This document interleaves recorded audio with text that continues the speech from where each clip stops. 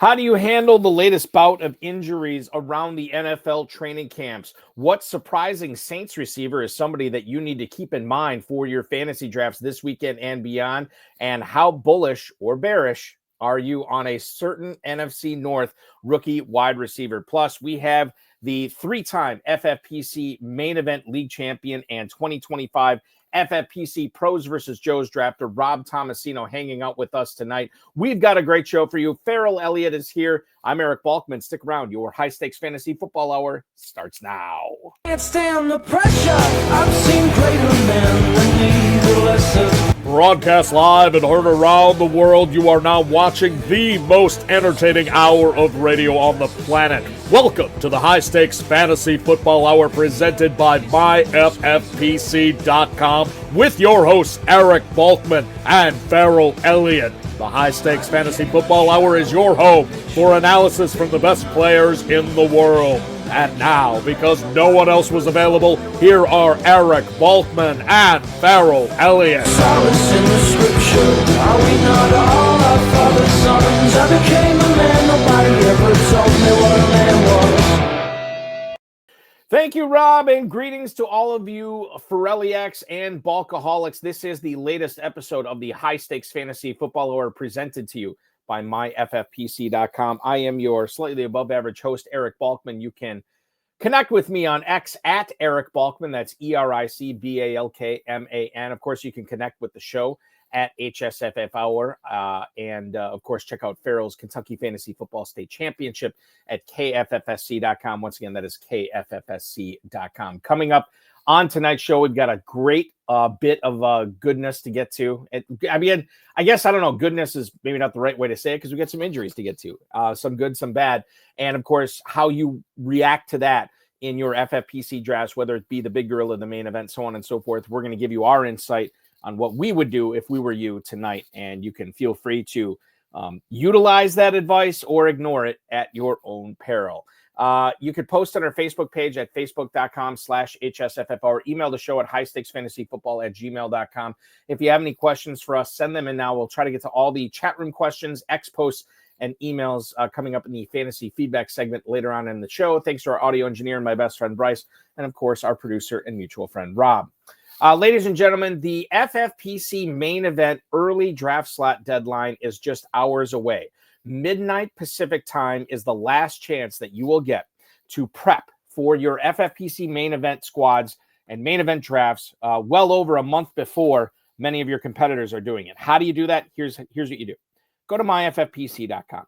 Make sure you are registered and everything is squared away with all your FFPC main event teams by midnight Pacific time on Sunday night. If that happens, you will have your draft slot that you'll be drafting later on this month. Not this month, later on in September, either live at Paris Hotel and Casino in Las Vegas or from the comfort of your own home. You're going to find out what slot you have, and you can start game planning, prepping, doing whatever you want to do to make sure you are dialed in for getting the most out of that draft slot. You're going to have it well ahead of time if you have your team squared away by midnight Pacific time on Sunday night. So check that out. It's a $1 million grand prize, $6 million plus prize pool. It is our flagship event for the FFPC.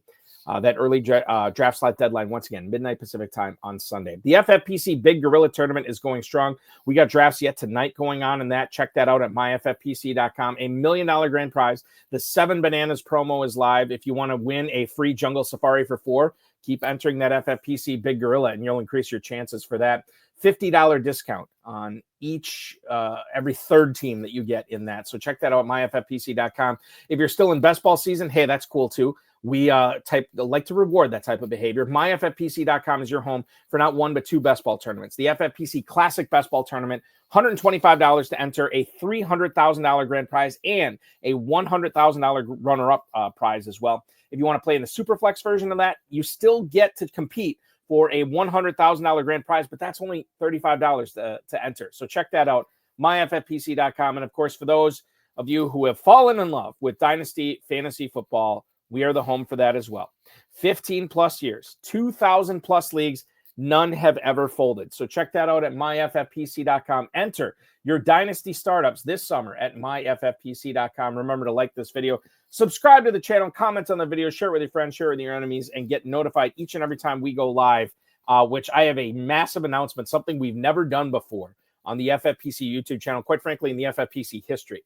And I will announce that at the end of tonight's show. It's going to be very exciting. You don't want to miss it as far as what's going on next week. It's going to be awesome. What's going on right now? Leagues are filling up at KFFSC.com. The Kentucky Fantasy Football State Championship is going hard, and I bring in the commissioner of the KFFSC right now, ladies and gentlemen. You follow him on the X and Instagram at jferrellelliott. My co-host with the most, Mr. Ferrell Elliott. Commissioner, good evening and welcome. Happy Friday night to you. Balky, it is Friday night, and what a great week it's been for fantasy football. And here with the Pros versus Joes, and now joining you on Friday night, and our guest is coming in from the Pros versus Joes, and yeah, it's fantastic. And a lot of good news for young players coming out of NFL training camps. An early start to this season. It's good stuff. It is good stuff. I mean, I'm looking at right now, like, and we're going to talk about Rashid Shaheed in a little bit. Okay. But I want to just kind of go over some quick hitters with you at the top of the show.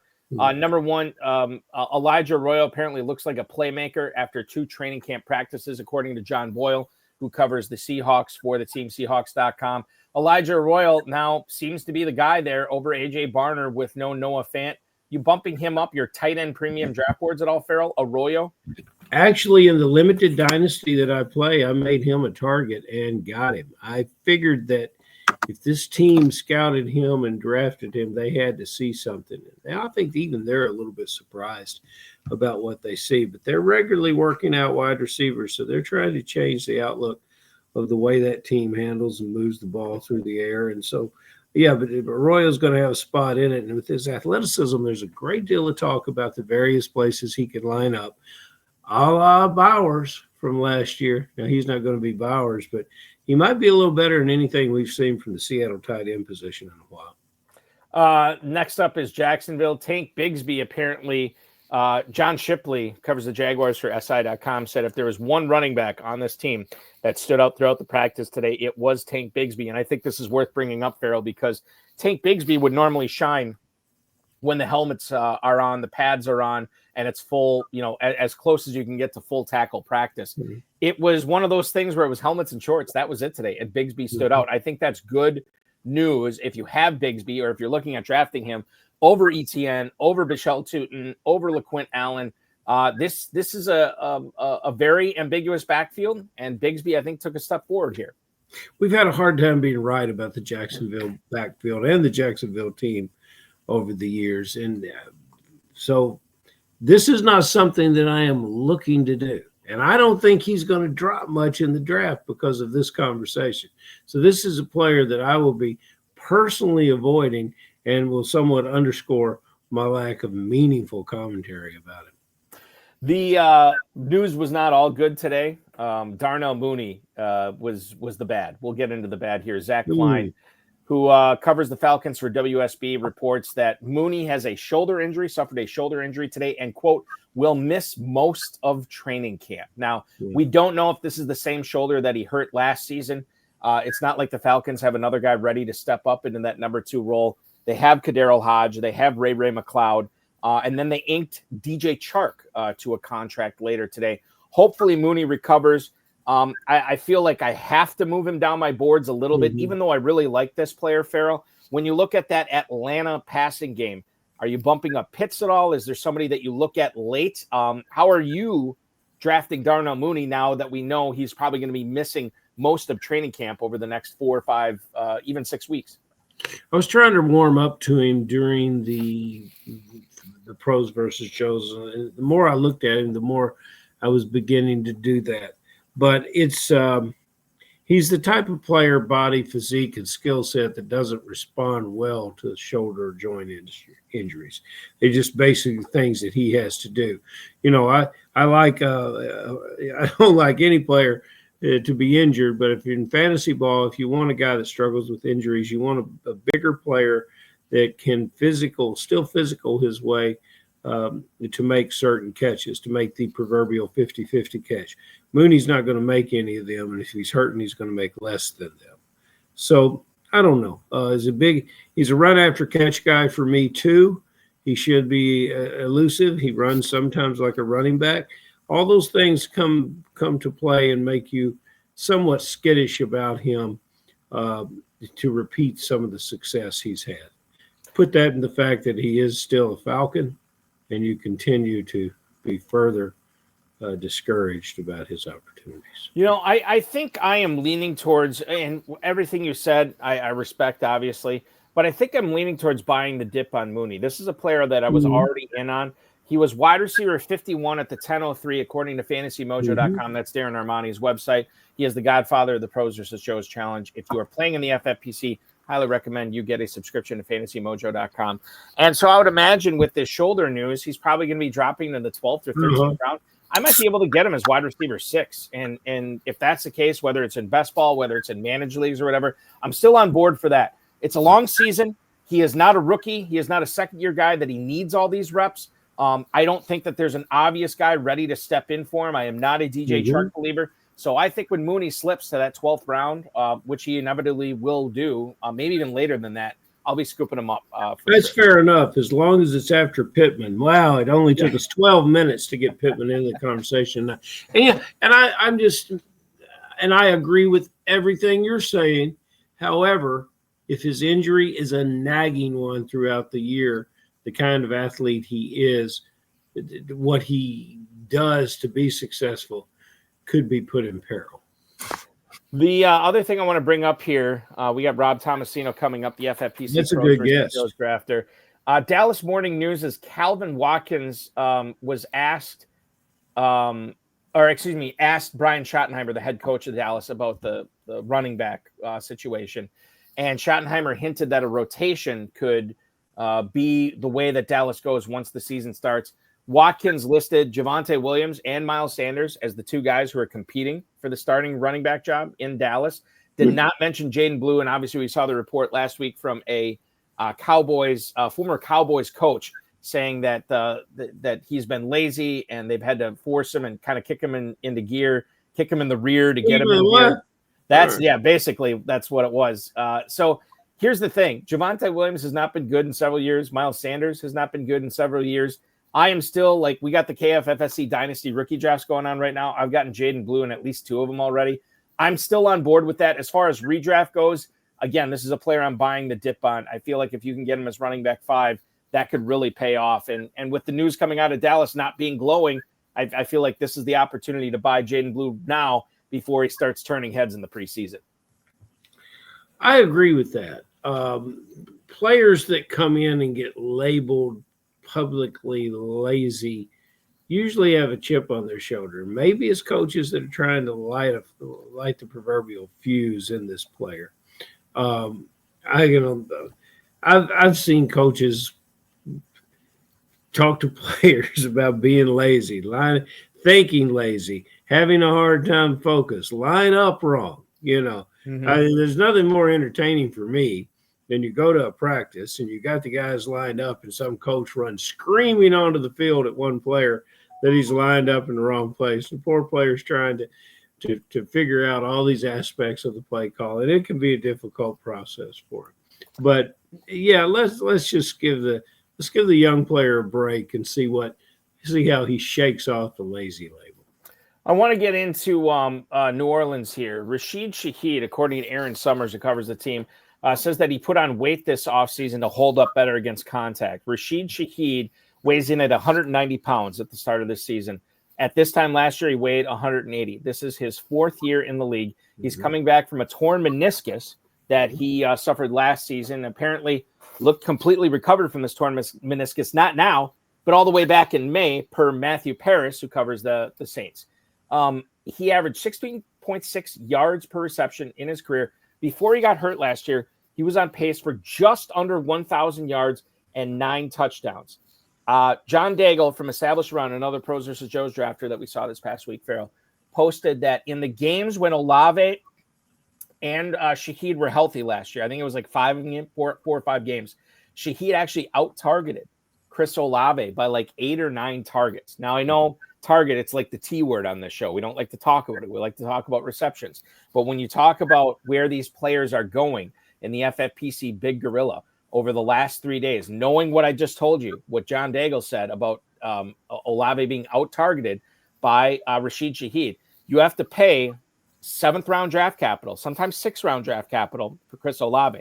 Rashid Shaheed is only going to set you back 12th round draft capital. I'm becoming a fan of Shaheed, my friend. I think you've been a fan for a while, Balky. You know, we were back in the day, we were talking about this player before really anyone else was that I can recall, and we've always liked him. I think that he is tied to the quarterback, Tyler Shuck. As I recall, Shuck has great downfield accuracy, and that's where, especially in best ball, you'll get your spikes from Shaheed. Now, why is he targeted a lot? He's targeted a lot because he gets open, and you know, he is open, and he's had quarterback.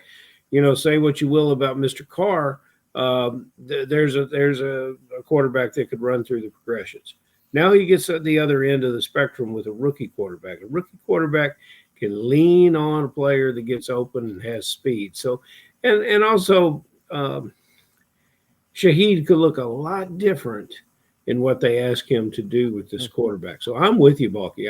This is a player that that I will be targeting in the drafts, and that I'm thrilled to have on my dynasty teams, and that I barely paid for. I think got him off the waivers in most cases, and I'm beginning to notice that a lot of people are going to catch up to this player because I'm getting a lot of trade offers. And Scott Hoyt says, who is going to get him the ball? Well, it'll be rookie quarterback, or it'll be Jake Hayner. It'll be one of those guys.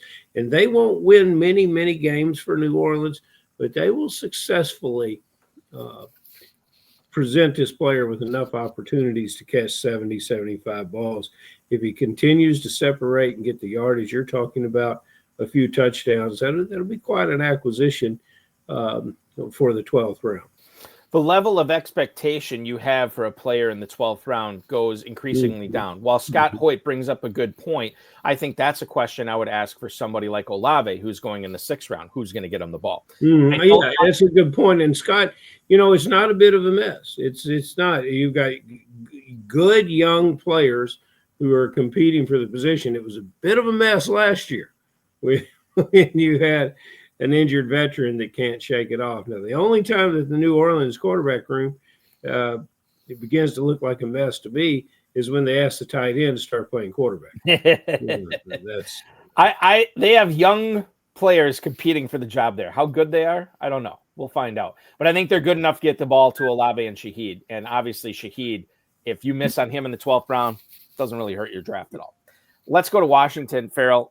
Chris Russell, who covers the Commanders, said he is not going to be surprised if Ja'Cory Krosky-Merritt earns running back 1 snaps at some point this season. There's been a lot of praise for Ja'Cory Krosky-Merritt in training camp so far. He had a 4.45 40-yard dash at the scouting combine, 8.29 RAS score, which isn't elite, but whatever the next step down from elite, that's what he's at. Should have been an early day pick. According to a lot of scouts, he ends up being a late day 3 pick, an early day 3 pick. According to a lot of scouts, he ends up going late day 3. And quite frankly, you have Austin Eckler and Brian Robinson there. Not a high bar to jump over. And when you consider that Ja'Cory Krosky-Merritt, and I do believe that this guy is going to continue to rise up the Big Gorilla draft boards, 1608 running back 66. I'm definitely in on that. I wish I had more shares of Merritt just to see what happens here, because I think this Washington running game is more ambiguous than a lot of people think. I do too. And why didn't he get drafted? He's 24 years old. Why didn't he get drafted better? Well, he only played 1 game his senior season, but he went down to the East-West Shrine game in Texas and impressed everyone. And that's where he began. He was the most valuable player in that game, and people were pleased with him in practice, and then he showed it in the All-Star game. And he was a good teammate and a great kid to be around. 3 schools during his college time. What did he not show in college? He rarely caught the ball, which makes me think that Eckler will handle third down and maybe some more. And, you take a guy like Eckler and you start saying he's going to handle a lot of the third down, well, then Eckler becomes something that you can consider. There becomes a 5-6 catch player per game. You look at what's going on with Robinson. He's in the last year of his contract. And I think they will continue to work out running backs. They will they'll look at guys on the street. They'll look at guys that'll be waived and try to piece it together. But I think they were very pleased to get this player. They like what they've seen of him. And he goes by Bill. His nickname is Bill. So we can drop all the other hyphenated names and just call him Bill. But I like him. And, if I'm a young running back trying to get a start in this league and trying to figure it out, you can't be in a locker room with anybody better than Austin Eckler. Given that he plays in our nation's capital, the nickname of Bill is very fitting for Ja'Cory Krosky Merritt. And let me tell you, as a fantasy player, I am putting my John Hancock on that bill and getting him on my team 100%. One last thing I want to bring up before we get to our guest tonight, Rob Tomasino, the 3-time FFPC Main Event champion, Pros versus Joe's drafter. I feel like we just should touch on this Bears thing. We're going to touch on it with Rob as well. Ben Johnson said that Luther Burden is day-to-day after he had this hamstring issue in May, and he's still day-to-day, Ferrell. This is like 2 months later that he's still dealing with. Courtney Cronin's reporting this from ESPN. Devin Duvernay, Olamide Zacchaeus have been taking first-team reps in Burden's stead. I'm excited for Burden, number one, because of the talent, number two, because of the offense, number three, because his perceived role in the offense. And yet, if this rookie can't get on the field and he's already getting off to a slow start, Ferrell, I do have a little bit of pause before I'm drafting him. In the Big Gorilla right now, people have to make this decision. When it rolls up to him in the 11th round, are you taking a player like Luther Burden as the wide receiver 55 off the board? Or would you take a guy like Shaheed? Would you take a guy like Christian Kirk or Hollywood Brown, all three receivers going after Luther Burden right now? How do you feel about Burden knowing that this guy is not healthy right now, trying to get back on the field? Let's see if he ever does. And by the time we get to Paris, if he hadn't been on the field, let's skip it. Let's let someone else take that risk. Of course, he'll drop beyond that 55 probably, and we can then reconsider what we want to do with him. But we talked about a lot of promising receivers last year at this time. I was high on Malachi Corley. Malachi Corley was at least healthy, but he didn't play that way, particularly on the field when given the opportunity to play. So it's a problem to me, and no matter what your scouting profile is, if you're showing up hurt and staying hurt, I think we only get 20 draft picks. Let's use them on guys that are healthy. I would agree with you 100% on that. I am at least 80 to 90% of the time taking Shaheed right now over Burden. Will that pay off for me? I hope so, but I also understand that Burden is not exactly the type of player I want to 100% ignore either. But yeah, the sooner he gets on field, the better. The sooner we get to tonight's interview, the better, quite frankly. We have let this guy nosh on crudité, shrimp cocktail way too long. So let's get him on right now. I always wondered what that stuff was. He was hanging out with us on Monday night during our Pros versus Joe's draft coverage. He had the 11 spot in Monday night's draft in Pros versus Joe's 2. We're here tonight to talk to him about that draft, as well as his other thoughts on drafting season this year. And Ferrell, we will not let him get away tonight without giving us his worst fantasy bad beat story, which we're going to get to before we say goodnight to him. Please welcome in back to the show the guy who has won 3 FFPC Main Event League titles already in his career, looking for $1 million grand prize this year, Mr. Rob Tomasino. Rob, good evening, man. How are you? Eric, Ferrell, thanks for having me. Appreciate it. You guys iced me out a little bit, but I'm good to go now. Yeah, I just once we get going, man, it's tough to stop. It's tough to stop. I don't think we got a chance to talk to you about this on Monday, but when you're not playing all these FFPC leagues and winning all these leagues, what are you doing for a living? So I'm born and raised in Long Island, Smithtown, about halfway between Manhattan and the Hamptons. Went to college, Gettysburg College, shout out Bullets, Pennsylvania. I work for and a distributor of electronic components and displays, Edge Electronics out in Bohemia. It's a woman-owned business. She's a terrific woman. I always like to give a shout out to her. And I also, last year, my son finished up his high school football career, and I realized out in Long Island that they needed officials. So I put my name on a list to officiate some football games, and I started that last year, and I've been doing middle school games, which I've really enjoyed, and it's a fun thing to do. So that's great. Football officiating. So can you tell us, like, are you on the field? Are you a referee? Are you a line judge? What are you doing for that, Rob? Yeah, so when they train you to do pretty much everything, and when you're on the varsity level, you get assigned a specific position like line judge, field judge, referee. In the middle school, typically they have 3 officials, and you end up being either the referee or one of the line judges or side judges. So there's one guy on each side of the field on the line of scrimmage, and then the ref roams behind the play. So I've had an opportunity to do all 3, and it's fun. It's interesting, and it's a good age because the kids are still respectful and nice, and the coaches aren't ridiculously abusive or mean. So I enjoy it. And I'm not the type of person that's going to take a lot of abuse, so I kind of want to stay out of the varsity level. There you go. Yeah, I get it. I have a rather rotund friend who officiates youth football, and I got a kick out of him because he told the kids, he says, "Do not start your celebration before I can get down the field to signal touchdown." And I saw that actually play out on Saturday. Good stuff. That's good stuff. Yeah, that's all. I have a buddy, actually one of my bosses at the radio station. He is a high school referee, and I don't think he did it the last couple of years, but for probably like 10 or 15 years, every Friday night he was out there refereeing high school football, the varsity level. And I'm like, dude, you're a glutton for punishment, because that, to me, you don't get paid enough to be that stressed out, and then you got to deal with fans and everything. So God bless you, Rob.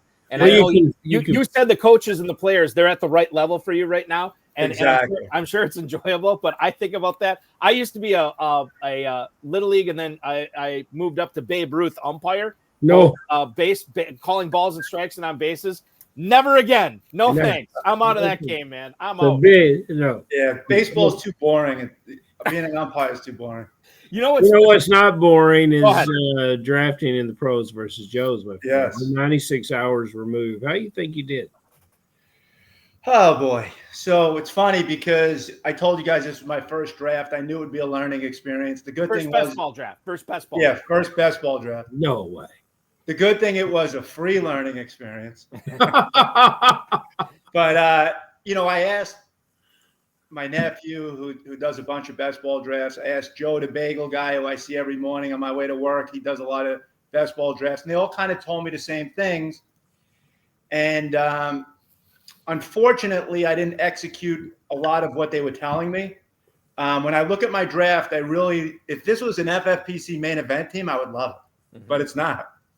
And, we talked about things like stacking, making sure you don't get stuck on any bye weeks, and taking some risks. And then the other thing I struggled with, believe it or not, was some of the logistics. I didn't anticipate how quickly picks would come off the board. Like in a main event draft, you typically have a good minute or minute and a half or 2 between picks. And all of a sudden, after like round 8, the picks just started coming off the board 10, 15 seconds at a time. So what I probably should have done is kind of focused more on my own picks and less on who was coming off the board. And drank more coffee. Yeah. So I struggled a little bit with that. But that being said, I'm the eternal optimist. When I look at my team, I have some players that are going to put up a lot of points. When you have guys like Nakua and A-Chain, those 2 guys could put up 65, 70 points on a given week combined just for those 2 players. So, the stacking is going to be a problem. I know that I don't have much of a stack. I do have Stafford, Nakua, Russell Wilson, Wan'Dale Robinson, which I'm not even sure if that's considered a stack. But it was a good learning experience. And listen, we're going to fight to the end and see what happens. I think where I went kind of in the wrong direction was in round 8.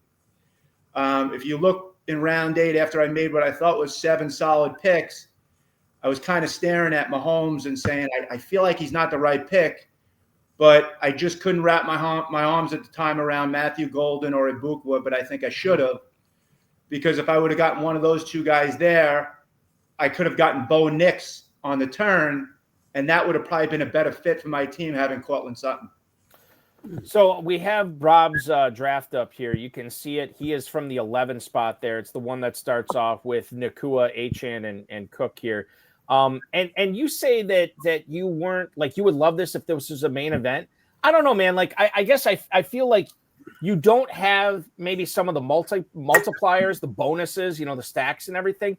But I feel like and I can't remember what we said about this team on Monday, but I think like from a team construction standpoint, I mean, I think you're good at quarterback. You're definitely good at tight end, like what you don't have in the elite tight ends, you have in numbers. You drafted 4 of them. I think the running back core is deep. I thought you got some solid receivers here. I mean, I do think that, yeah, this isn't the most spectacular team in the world, but I definitely think it's competitive.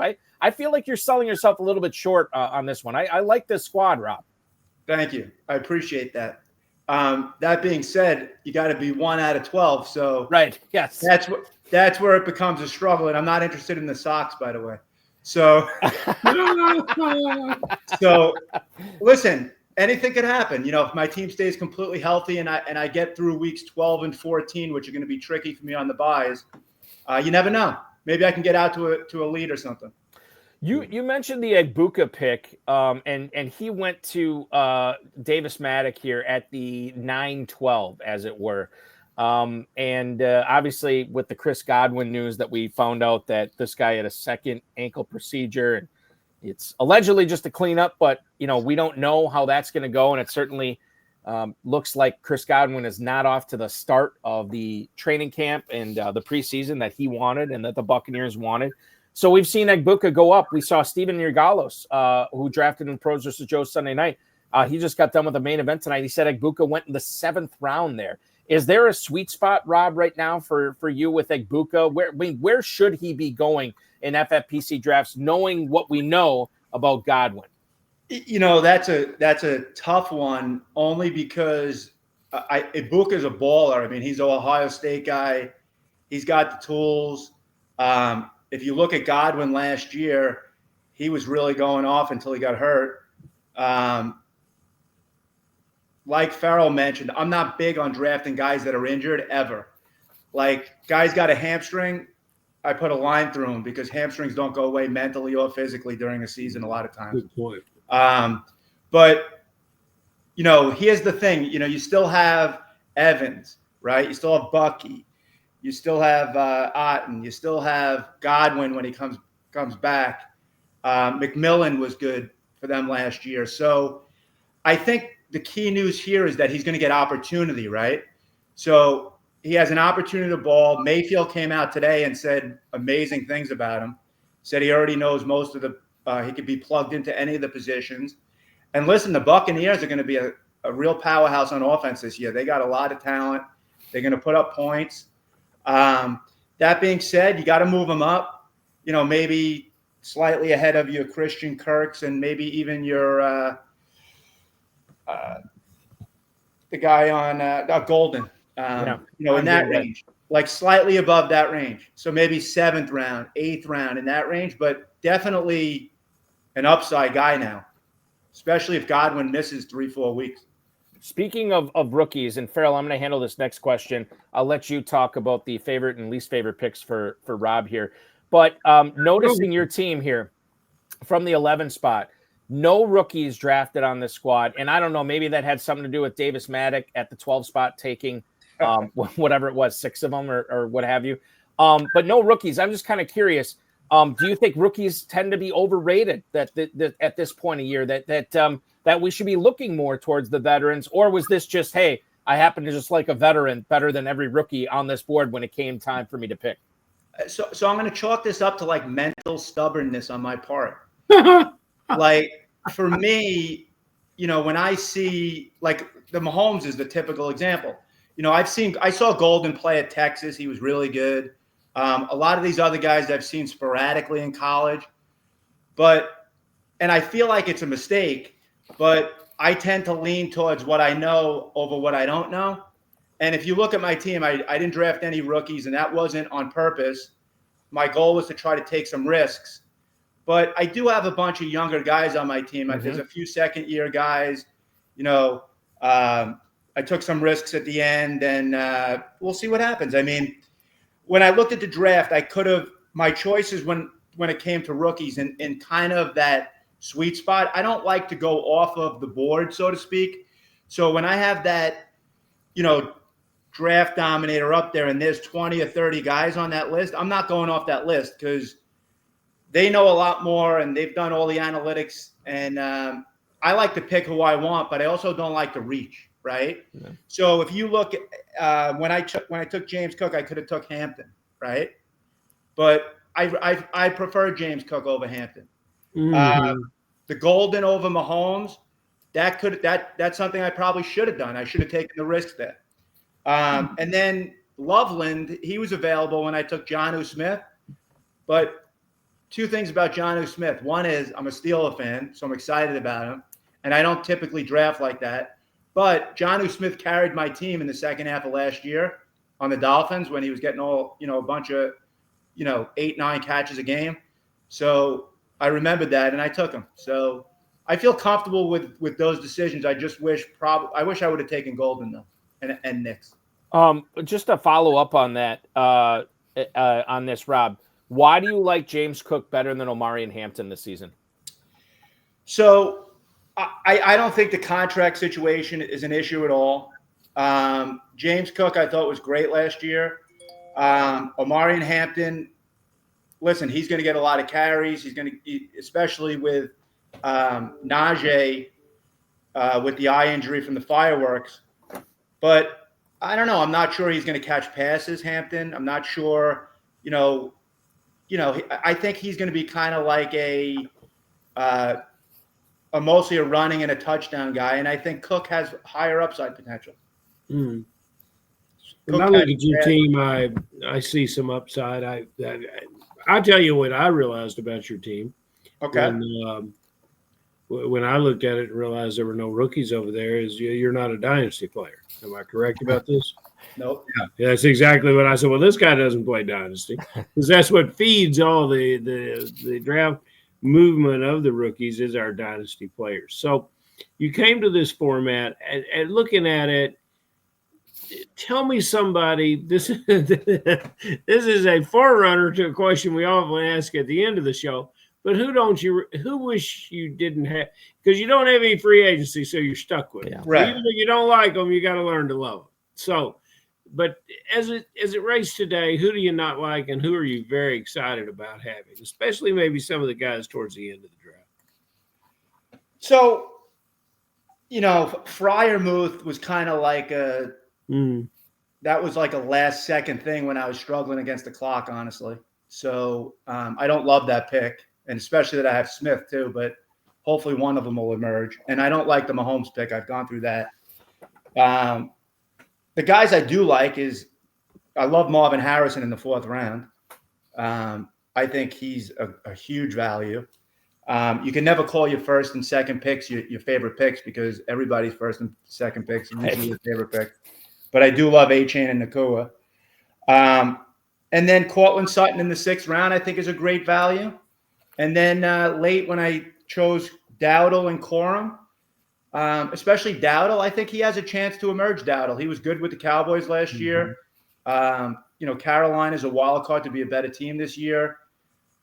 So if I get an injury there, you never know. So you're in love with a lot of guys over here. You're loving this team. No. 4 days later, and we're still in love. I'm telling you.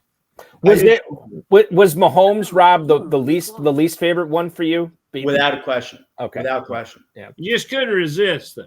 I wanted to wait another round, and then when I took him, I immediately popped in my head that I wasn't going to be able to get any of the receivers that I wanted with him. And the 15 seconds was working on you too. Yeah. There's no excuses though. Listen, I should have been better prepared. I should have understood that the picks go off the board like that. So I hold myself accountable.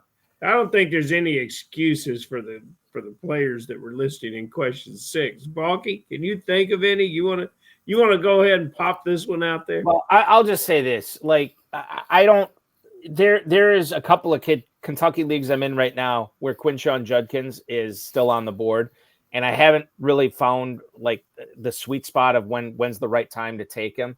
So I'm battling with that, right? But even if I make up my mind, Rob, that I'm not taking Quinshon Judkins, I feel like, okay, if I'm out on Judkins, I should be in on Ford. I should be in on Sampson, one or the other, maybe both. I don't know.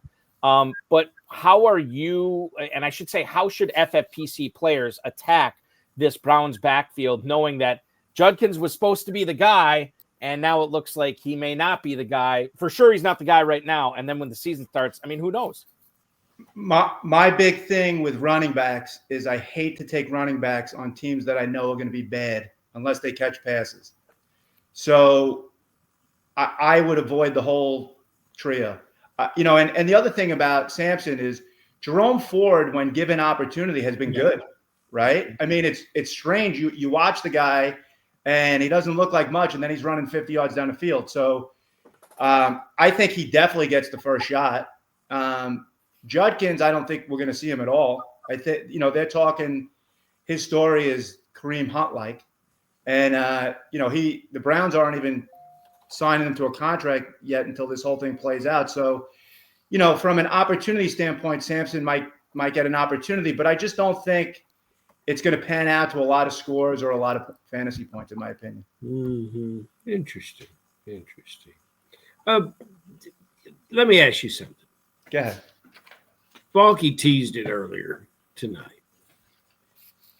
Dallas backfield seems awfully confusing. This is the fourth or fifth life of Miles Sanders down there. There had been a time when I thought Miles Sanders had number one running back play potential in the league. I'm curious about, when we talk about Dallas, we talk about Dak having his wonderful odd year correction. CeeDee Lamb was a first-round draft pick. People like the tight end, even though he was banged up and didn't find the end zone last year. And now the arrival of Pickens.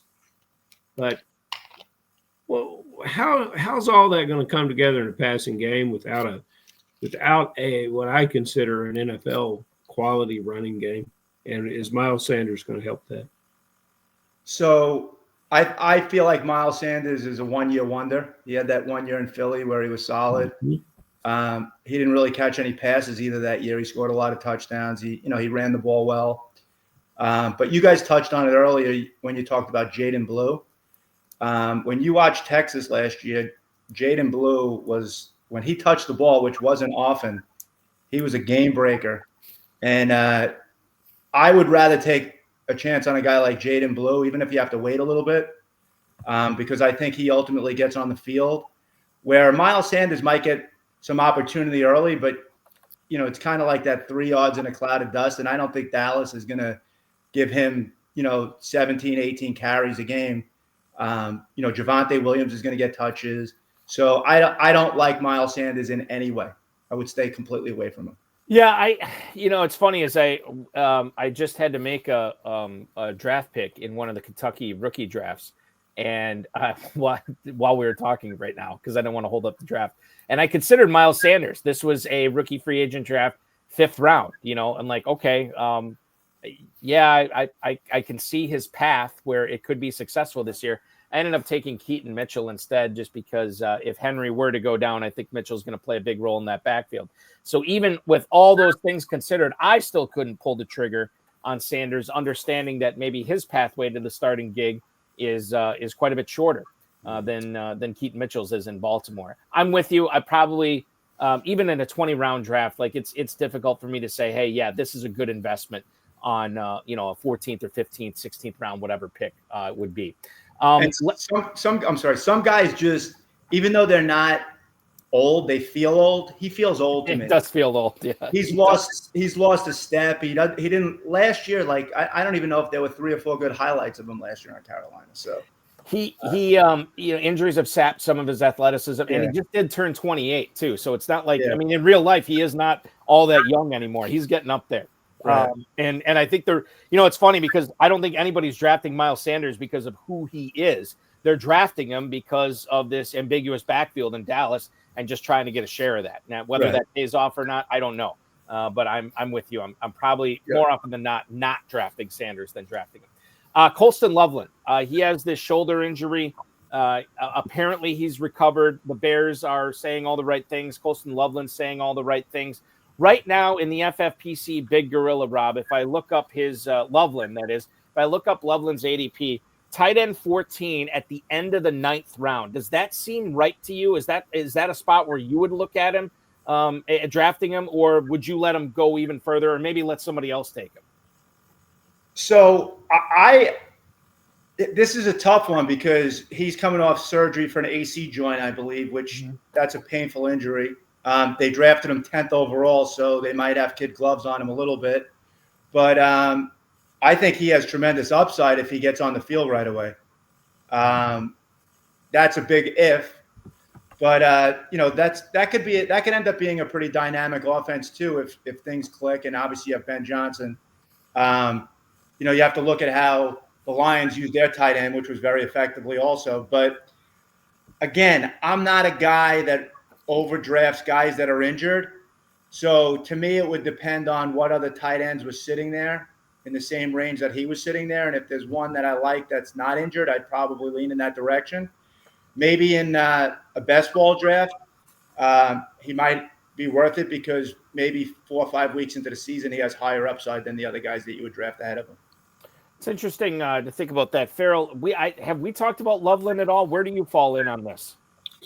I liked him better earlier. Since he's shown up, I like him a little less. Perhaps I bought in to the hype.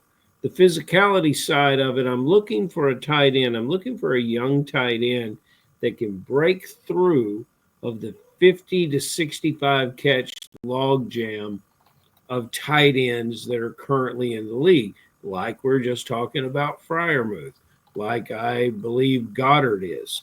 And I think Goddard is on the low end of that. So I really like some of the younger players coming in, like our Arroyo out of Seattle that we talked about through the week.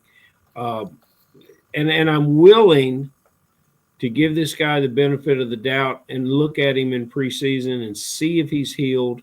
Because I'm on a search for that second tight end on a roster. It's going to be a young guy that can outperform some of the standard middle of the road production tight ends in the NFL. I thought it was Ferguson last year, Balky. Yeah, it was. Because of injury situation, I ended up being wrong. And I don't think it was it was just injuries, I think, about him. I want to, Rob, get to a couple of emails that we had from some viewers. Sure. Number one is from Rich in McGregor, North Dakota. And he wrote in, should Deebo Samuel be a priority target for as long as Terry McLaurin is holding out? Thank you so much for the email, Rich. We appreciate it. Rob, this is a guy that you drafted in your pros versus Joes. And I don't know, but was he more attractive to you because McLaurin had not actually, I don't think we knew if he had reported yet at that point on Monday night, but does he become more attractive for your drafts now that we know McLaurin's not there and Samuel's building up this extra chemistry, ostensibly as the number one receiver there with Jaden Daniels? Well, definitely that he didn't report. And it felt like he wasn't going to report, right? Certain guys, when you hear the news, you feel like they're gonna show up. He feels like he's not going to show up. And listen, Deebo, fantasy-wise, he's always been inconsistent, but he's really talented. Washington had some trouble with fumbles last year in the playoffs with Eckler and things like that. So maybe they use him out of the backfield a little bit. But listen, if McLaurin doesn't show up, clearly his upside is a lot higher than if he does show up. And he's a great player, so I like Samuel. I think he'll put up points this year too. The other thing I want to bring up here from a second email for you, Rob, tonight. This is from George in Brook Park, Ohio.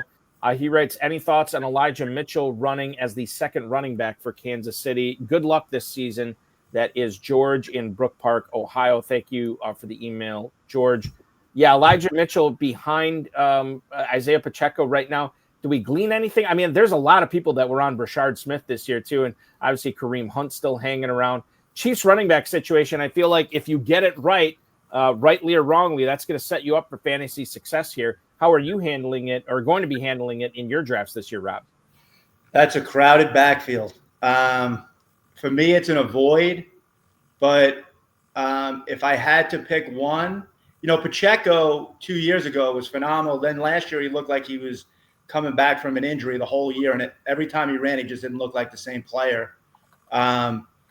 If you see him and he looks effective in the preseason and he looks like he's got his quickness back, then I would absolutely lean in his direction. Elijah Mitchell to me is more of like a game breaker. I don't think he's the type of guy that's going to get more than 5 or 6 carries in any game unless they really have major injuries. And I would think Hunt would be the next guy up if Pacheco has the number 1 spot. So I don't think I would go to Elijah Mitchell in almost any scenario. To me, he's a waiver wire pickup if somebody gets injured. If somebody gets injured, here we are. Camps are just starting. Guys aren't really even in pads yet. And we're talking about injuries. Injuries are such a big, big part of this. One of the guys in the chat room made a commentary. Is like he was a 49er. 49ers are always hurt. We talk about on this show often that some of the real stars behind the scenes of the NFL are certain training rooms. They can get players ready to get back out and play. This Loveland kid, with his AC joint, that's a very, very tough injury for players. They got to test it with contact. So we really don't know. And then, as you said, the mentality aspect of certain types of injuries can really change the way a player plays. And that's this guy's introduction to the NFL as he's coming off shoulder surgery. So, it's a lot to think about. And I think we're getting the gift that we're getting is we can quit talking about it and start looking at it. You can start watching the players, and you can go to your trusted sources that comment what they're doing. But that would be, if I was sending an email, that'd be what I want to talk about. Balky, you got any more emails? It's all you, my friend. No way. Then that means you have to tell us, because look, you don't play Dynasty. You stumbled along into this best ball, which would give me a thrill that you would win it. It would even give me a thrill if you won the Sox. So what we got a situation for you is you obviously shine in redrafts. So tell us, who do you love in redraft, and who can you not stand? Who can you not have on your team? And you've teased a couple of those so far, so you might have to dig deep to find a new name for us. Go ahead, Rob. All right, so the guy that I think a lot of people like that I'm staying completely away from is Rashee Rice. Like Rashee Rice, to me, he's coming off a major injury. He's looking at a major suspension, and he's still getting drafted in the 6th round, things like that. That's crazy. I mean, he might not see the field for the first 6 to 8 weeks. And then when he comes back, he's coming off an injury, and he's got, Mahomes, who throws the ball to a bunch of different people, and they have good other receivers. So he's a no-go for me. And then Christian McCaffrey, he's the end of the 1st round, beginning of the 2nd round, and I recognize that there's always upside with him, but he's always injured, and he's always questionable, and you never know whether he's going to play. And I do this because I like to have my 3 or 4 main event teams, not too many, so that I know I have a bunch of guys that I want to root for. I want to get excited on Sunday, and I hate when I have to go through my teams and the same guys are always questionable, and it just leads to stress and aggravation. So I'm bypassing McCaffrey altogether, unless for some reason he fell into like the end of the 2nd or the beginning of the 3rd round, which he won't. And I love that answer, because you said something there that is illustrative to me in my conversations that I've had today. You're going to play your 3 and 4 main event teams and really enjoy them. Yep. Steve G, who is in the chat room tonight, we say hello, and I had a wonderful conversation with him this afternoon. He probably signed up for 3 or 4 main event teams tonight 3 or 4. And that's the way he enjoys it. Yeah. And we can both, and you can't get that out of, the guy that only plays golf 2 or 3 times a year, he doesn't really like golf, and the guy that plays 36 holes a day, he's hiding from his wife or something more serious, So in what we do here, it however you choose to participate, you're going to get something out of it, and that's fantastic. And you're going to love the football that comes into your home.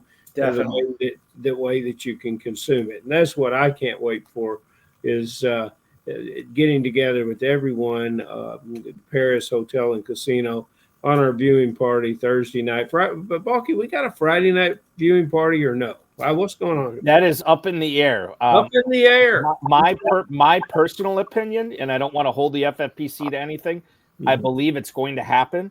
Yes. But nothing officially announced yet. We do have the Thursday night party for Cowboys Eagles. Friday night, we'll see. Stay tuned. That's about as good a matchup as it gets. Yeah. Rob, you had me thinking about McCaffrey here, and I just want to point this out. And I've flip-flopped and gone back and forth on McCaffrey. I have him on a couple of teams. I've avoided him on some other teams. Adam Hahn also said if he had the 101, he would take McCaffrey at the 101 this year. Regarding him being 29 years old, regarding him being beat up the last couple of years, especially in 2024. There are 17 San Francisco 49ers games this year. 5 of them are slated right now to kick off at 1 p.m., which means the other 12 are slated for either primetime or late games, Sunday night games, Monday night games. That can be problematic with a running back like McCaffrey, who, again, if you do believe he's going to be beat up, well, then you have to take that into account, that you have to sort of dedicate an extra roster spot on your team each and every week to make sure that if McCaffrey can't go, you can put in Garendo, or if you don't have Garendo, that you have somebody that you can play. And that can kind of throw your whole lineup out of whack. So that's something to consider too. If you want to be bullish on McCaffrey, make sure you're prepped for that this year. Did you give us a player that you really like this year? I know you gave us a couple that you don't like in Rice and McCaffrey. I love Marvin Harrison, but the other guy who I think is just going to ball out, and I think he's probably going to come close to leading the league in receptions, is JSN. I think Jackson Smith and Jigba is just going to be a target monster. So I see him blowing up this year. Rob, you are a long-time high-stakes fantasy football player dating back more than 2 decades. Yep. I want to give you the opportunity, if we go back to the old W-Cough days, to talk about your worst fantasy football beat before you let you get out of here and enjoy your weekend. Thank you. I appreciate that. So I probably told everybody who will listen to this story. So now you guys are going to hear it. 2004 WCOFF, the old rules where when you played within the league, you had to still win the playoff to get into the championship bracket. There was no automatic bid for the 1 and the 2 seed. So you had to have a good season, get into the Final Four, and then win. Different now, which the rules now are much better. And everybody out there who's a main event player, if you're true to yourself, you know when you legitimately have a chance to do well in the championship bracket. Sometimes you have a team and you're just saying, get me through. I want to win the championship. I want to get my $4 or $5 grand, and I'll just throw my team in there, and I know I'm not going to win. But there's a couple of times where you feel like, you know what, I got a shot. So 2004, I drafted a great team. I think my team was like 9-3. I go into the playoffs, and probably around week 9, I just randomly pick up Larry Johnson. I think at the time he was the 3rd back. I think they had Charles and Priest Holmes, and Charles had gotten hurt, or whoever the number 1 back was, and then Priest Holmes got hurt. And my great team turned into a team that I knew I had a great chance to go very deep into the championship bracket. I cruise in the first round. I get to the final. Thanksgiving Day I have Peyton Manning, Brandon Stokely in my lineup. Manning throws 6 touchdowns. He throws 3 to Stokely. I'm off to a great start. We get to Sunday. The other guy's team heats up a little bit, but I'm still in great shape going to the 4 o'clock games. I had Emmitt Smith, 3rd play of the game. Emmitt Smith hurts his toe and he's out for the game. So now I'm back in a jam. The game goes to Monday night. I'll never forget this. It's the Rams and the Packers. in Green Bay. I have Torrey Holt, who for the season had 94 catches, 1,372 yards, and 10 touchdowns. Wow. And the Packers are waxing the Rams. Going into the fourth quarter, I think they're up 14 or 17 points, like the perfect scenario. I need one catch for 8 yards from Torrey Holt to win the game. Well, needless to say, there was no one catch for 8 yards from Torrey Holt. He caught one ball, his foot was out of bounds, another one hit him off the chest, and I lost the game. Oh, now, back then, instead of going into the championship bracket, you went into the consolation bracket. Okay? I finished second in the consolation bracket out of the 100 people that advanced. I would have finished third in the championship bracket. It cost me $27,500. Oh. Yep. And you were not consoled. All because of Torrey Holt. Torrey Holt. And Torrey Holt. God. And Mark Bolger threw for 448 yards in that game, and Torrey Holt had 51 yards and 5 catches. Yeah, it's crazy. It's wild. So I brought up the box score, Rob, that you're telling me about this game, and I'm looking at it right now. And obviously, you're right. Holt 5 for 51. Isaac Bruce, no problem there. 9 for 170. You would expect him to ball out, but Holt 5 for 51. Kevin Curtis had 6 for 67, and something called a Sean McDonald had 6 for 79 in that game. I mean, that was a good player, dude. It's unbelievable, unbelievable. I'm not as you mentioned, Torrey Holt. We have a player here in Kentucky, Trevor Holt. I think Trevor's taking this year off from fantasy football. It's sort of a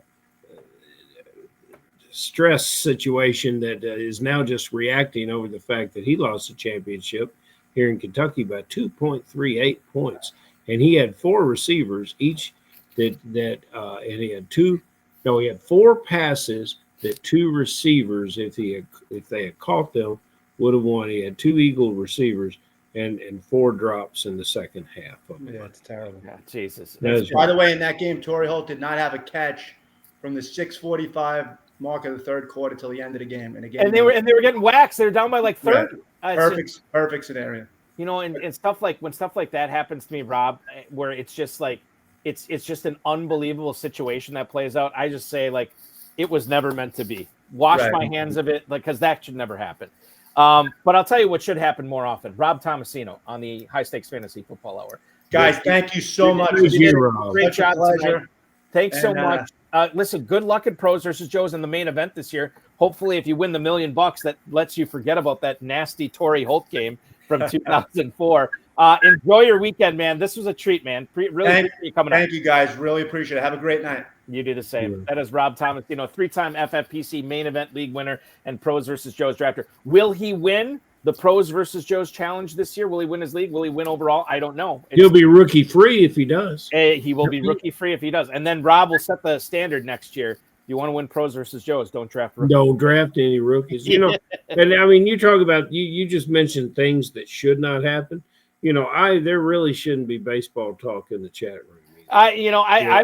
Listen. I know that Adam brought it up. Nick Kurtz just crushing it tonight. The rookie from the A's. I couldn't help myself because now I got to tune in to it to find out what's going on with it. Well, you do have a terrestrial radio show. I do. Yes. Yeah. Exactly. I want to remind everybody, if you are looking for some action, go to the Kentucky Fantasy Football State Championship, KFFSC.com. We got main events going off both online and live in Louisville. There's still a couple of spots left in Cincinnati as well, but it's coming up fast. We're less than a month away from Cincinnati, actually not Cincinnati, Northern Kentucky, and we're less than a month away from Louisville when we're drafting down in Kentucky. I'm very excited for that. Main events, the Sweet 16 Best Ball Championship filling up as well. A couple of spots left in the big paybacks in Louisville too. A lot of stuff going on right now, Ferrell. Balky, we're getting close to sellout. There's some of our old friends that we haven't heard from, typically in late.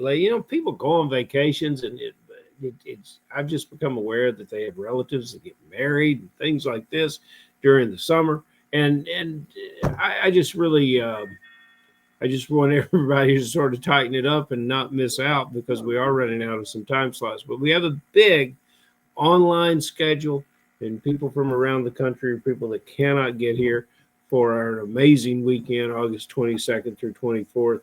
Well, we'll make sure you don't miss this year completely, because I'm sure everyone is making plans for the FFPC there in the Paris Hotel and Casino. But we'd love to see you first here and second in Las Vegas. Balky, the excitement of joining you next week live for a show is also unprecedented. Yeah, we're going to be doing the show live next week. To where, I don't know yet. I'm going to let you know as soon as I know. I'm still trying to hammer stuff out because I know a couple of the acts that you represent. I looked at the schedules, and one of them, I think, it's either Kristen or Katie. I can't remember which one. But they're going to be downtown at McFleshman's Brewing Company, literally 10 minutes after we go off the air. So I want to find a place close by to there so we can, it's very thoughtful. Check right over and check them out. But whether I'm in the crowd or not, those girls will sound great. They will. They'll need me there. So the other thing I want to bring up too, and you had texted me about this. I apologize, I didn't get back to you. The big playback play-in best ball draft. Easy for you to say, Bob. With the KFFSC, I drew the 4 spot. You said, why don't you make your pick live on the air tonight? And I will, and I might surprise some people with this pick here. 101 was Jamar Chase. The 102 was Bijan Robinson. The 103 is Justin Jefferson. This is non-tight end premium. So I'm going to go with another receiver here, Ferrell. I'm not going to take Gibbs. I'm not going to take Barkley. I am taking CeeDee Lamb. Just made the pick right now. There you go. And we'll see what happens there as I build my squad at the Kentucky Fantasy Football State Championship at KFFSC.com. Ferrell, thank you so much, man. We will talk with you on Sunday for Pros versus Joes number 4. I'll be looking forward to it, Balky. What time are we going to get started on Sunday? That starts at 7 p.m. Eastern time. That's an early one, Balky. Early one, yes. Ready. All right, you're the man. Talk with you then. See you, bro. Later. That is Ferrell Elliott, the definitive commissioner of fantasy football, hanging out with us tonight. Yeah, Pros versus Joes rolls on Sunday. That's when we will be live again. And I apologize. Ferrell, I'm going to bring you back right now. I screwed this up. It's 7 p.m.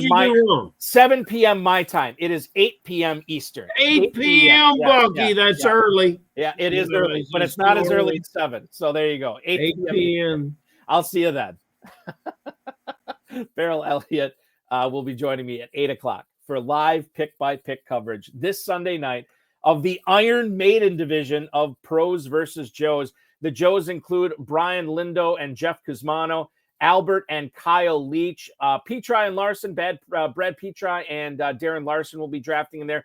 Dennis and Steven Jones. Billy Van Ormer, our good buddy, is going to be drafting from the 9 spot there. And then another good buddy of ours, Vince Staffolino, drafting from the 11 hole. The pros include Sigmund Bloom from Football Guys, Mauricio Gutierrez from Estadio Fantasy, Josh Hayes from Rotoballer, Dan Williamson and Bradley Stalder from Player Profiler, the co-hosts of the Stack Hunters program. They will be drafting as pros. Mike Leone, from Establish the Run, and of course, Justin Boone from Yahoo. Those will be the 12 drafters this Sunday. Don't miss it at 8 p.m. Eastern time right here on the FFPC YouTube channel and the FFPC socials. I want to thank Rob Tomasino, Ferrell Elliott, the FFPC, Rob Bryce, and of course, each and every one of you.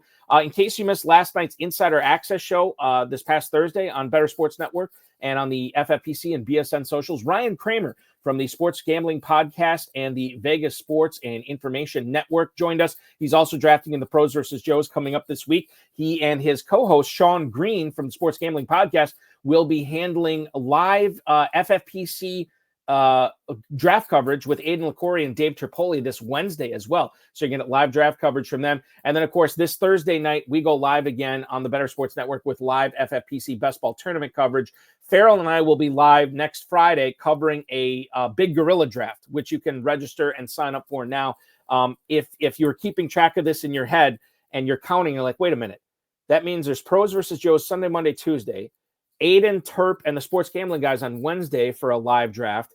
Balky's doing a best ball tournament draft on Thursday, and then Big Gorilla live draft coverage on Friday. Yeah, that's right.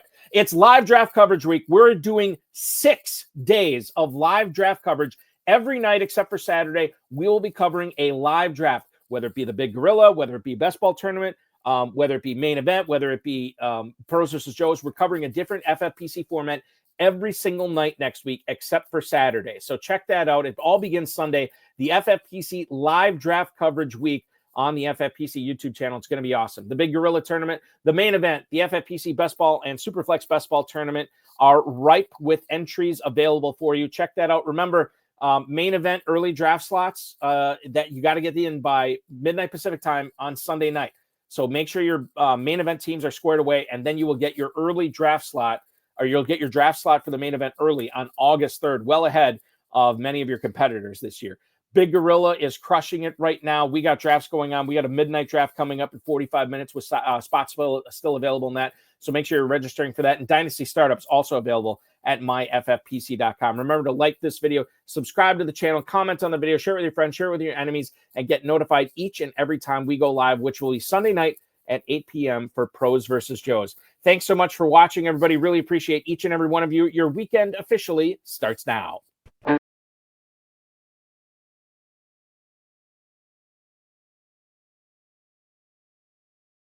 This has been another episode of the High Stakes Fantasy Football Hour presented by myffpc.com. It was broadcast live and was watched around the world. Balky and Ferrell will be back next week with more analysis, more interviews, and more advice from guests much smarter than they are. Thanks for watching, and we'll talk with you again next week.